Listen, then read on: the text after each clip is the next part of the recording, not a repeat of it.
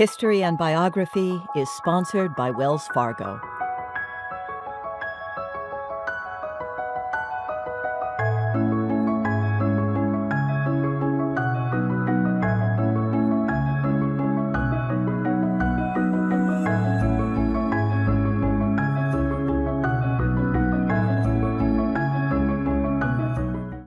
Hi, I'm Heather Cox Richardson, and I'm a professor of history at Boston College.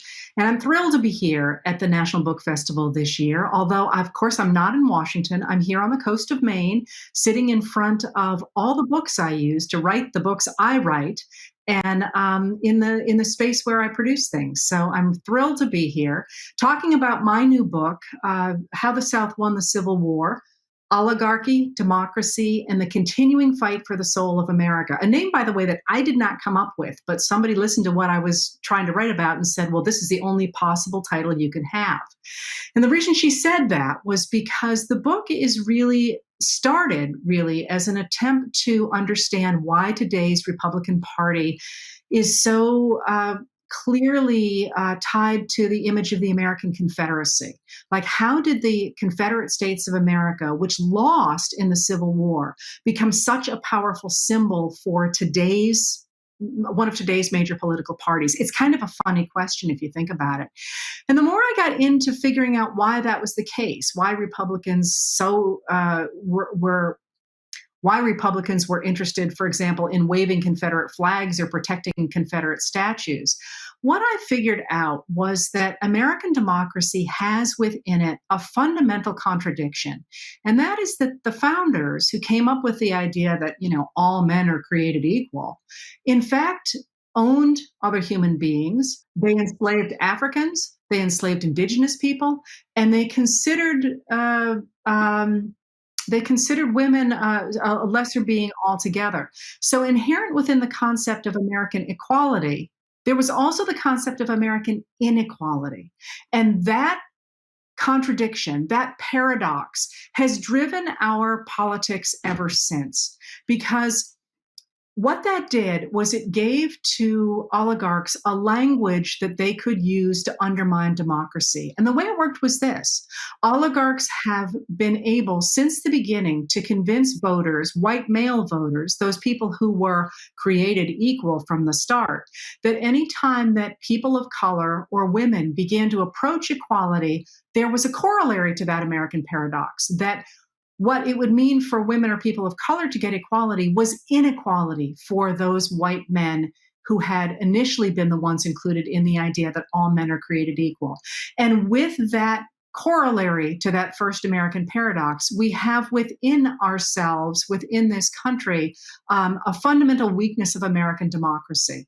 So the book really takes that central idea and plays it out through American history. How in the 1850s, extremely wealthy enslavers in the American South managed to use that corollary to the American paradox, first to garner enough power to control the American South, and then to take over the federal government. And it seemed like during the Civil War, that ideology of the South, the idea that really American democracy should be an oligarchy based in hierarchy, moved to the American West. And in the American West, what the Euro-Americans who moved there after the Civil War discovered was that ideology fit very nicely in the West in that period, because the West had an economy that was not unlike that of the American South. It's based in extraction, which calls for a small group of very wealthy men and a lot of workers who are fairly interchangeable. And that ideology got a second life in the American West. And it first took over our mythology, but then over time, because of the peculiarities of the American political system, it took over American politics. And with that, it moved from the American West back across the American continent, the American government, and took back over our society. So that by 1964, when Barry Goldwater, who bills himself a Western cowboy, is being nominated for the Republican National Convention, the state that puts him over the top in that convention is South Carolina, the birthplace of the American Confederacy. Like all of my books, this book began as what I thought was a very small idea. And that was the question of, again, trying to explain how today's Republican Party became so attached to the Confederacy, which is really counterintuitive if you think about it. The Confederates were people who tried to destroy America. It was a rebellion against the United States government. So why is it that a 21st century American political party has so identified with that particular movement? One of the things that's fascinating about the material that I covered in this book is the way it looks at the American West. Because many people think of the American West and they think of it as the land of freedom, a land where anybody could become prosperous and control usually his destiny.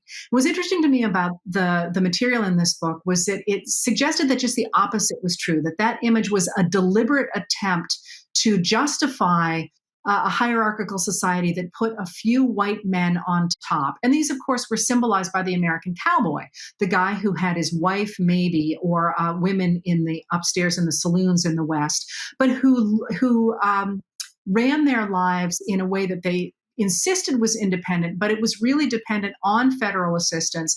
And it was a way of life that deliberately denigrated people of color and again put women into positions either of being wives or being somehow read out of acceptable American society.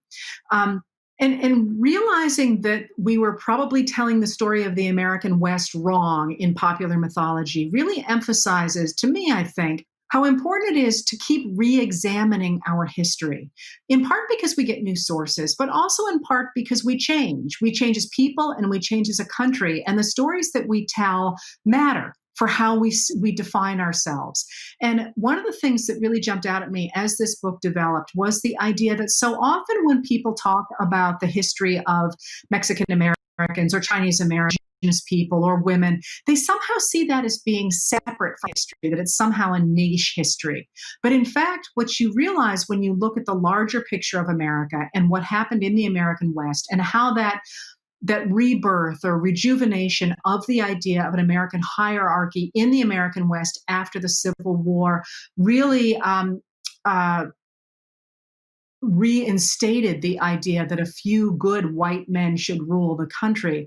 What you do when you recognize that that is rebuilt in the American West and that ideology has regained strength out there is the recognition that there is no separation, that there is no separation between Indigenous history and American political history and women's history, that these are all important pieces of our national story, and that until we recognize that built into our story is this weakness that equality cannot depend on inequality because it always gives oligarchs the ability to undermine democracy. Once you realize that, you recognize that the acquisition of equality for all before the law and equality of access to resources is not simply an issue of importance to an Indigenous community, for example, but it's an issue of importance to all of us to enable us to protect our democracy. For all of America's defense of equality, the idea of a hierarchy in which a few good, educated, well-connected, wealthy men should run the lives of everybody else never went away. That was a way that the world had been organized in the West for a very long time. And remember, the idea of equality was really radical. The idea that every individual should have the right of self-determination is what makes America such a radical arrival on the international scene in 1776.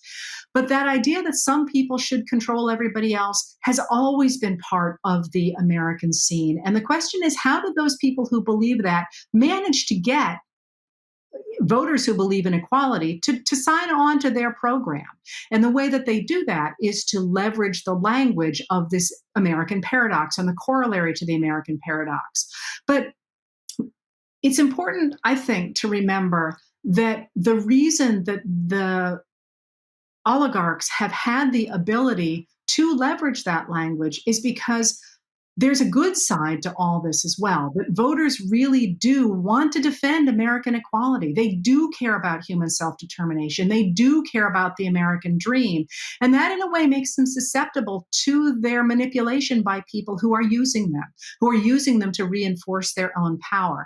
And that's going to be the challenge for America going forward. How do you keep that incredible power of the idea of human self-determination, of the idea that people really should be able to have access to the resources and to the equality before the law that they need to make their dreams come alive, make themselves the newest entrepreneurs, have the ingenuity to do new and exciting things, at the same time not leaving them vulnerable to the idea that if they open up that great American dream for people of color and for women, that they have somehow destroyed it for themselves. Those two things are not incompatible, but our history and the language that can be deployed to defend that history has made us vulnerable. And I think it's important for us to recognize that. In the early 19th century, slave owners began to believe that they really were better than other people. And you can see that both in the way they talk about their enslaved people who are really doing the work that it's building their society, and the way they begin to denigrate those people and increasingly sort of turn them into an other that is not on the same plane as the people that they consider humans. And it's a really clear construction of that dehumanization of enslaved Americans in the early 19th century. But on the other hand, they begin to talk about themselves as somehow better. And that idea that people who are running society are somehow better than the people who are actually doing the work begins sort of to be, in a sense, a pole around which society is spiraling. So ministers begin to talk about how good the enslavers are, and novels begin to talk about these patriarchal, these gentle, giving patriarchs of these societies in which they are, in fact, enslaving other human beings. And gradually, especially the very large planters in the South begin to believe that they really are better than other people. And by 1858, there's a famous speech given in Congress by a man named James Henry Hammond. He's a senator from South Carolina. And he gives a speech in which he says, really, we in the South have figured out how the world should work. That really the world needs to be run by a few smart, well-educated people, the best people. We are really the ones who know how to plant crops and know how the economy works. And you can see that because look at how much money we have. And the rest of the world really is, most people are really, they're kind of lazy and they're hard workers and they're loyal, but, they really don't want very much. And they really can't figure out how to make their lives work without us taking care of them. They are, he says, the mudsills of society. And what he means by that is mudsills are literally pieces of wood that are driven into the mud to support the building above it, the grand edifice above it. And what he says is most people are down there in the mud, and we're the ones at the top who really understand what civilization is like. So what needs to happen is those people at the bottom need to produce a lot. And that money we really need to go ahead and concentrate in these upper stories, if you will, in this grand edifice of society we're building, because we're the ones who understand what fine art is. For example, we're hanging fine art on our walls, and we understand good food. We have things in the 1850s like this exotic stuff called olive oil, and we understand education, and we read important books, and we have important connections. And we, by concentrating the power of the economy in ourselves, are moving society forward. And it's very important that we never let those people at the bottom have any kind of political clout, because if we do, they're going to vote in favor of redistributing some of the wealth that they in fact have earned. And when that happens, we will not have the money we need to keep moving that ball forward. And you can see this really dramatically in the corner that Alexander Stephens gives. He's going to be the vice president of the Confederacy, defend the idea of seceding from the United States and creating a country. And what he says is, we're going to revise that stupid idea that was in the Declaration of Independence that that all men are created equal. Of course, they're not created equal. We're going to create a new society that does it right and that proves that really we should be on top of everybody else. And we should spread this idea around the world and create this new world in which a very few of us are going to move the social ball forward and create this new prosperous world. Well, Abraham Lincoln listens to this, and Abraham Lincoln comes from essentially the mudsill, right? You know, his father is barely making it by the time they move first from Kentucky to Indiana. They move there before they go to Illinois. His father's barely making it. And he himself has worked as a day laborer, splitting logs and working in the fields.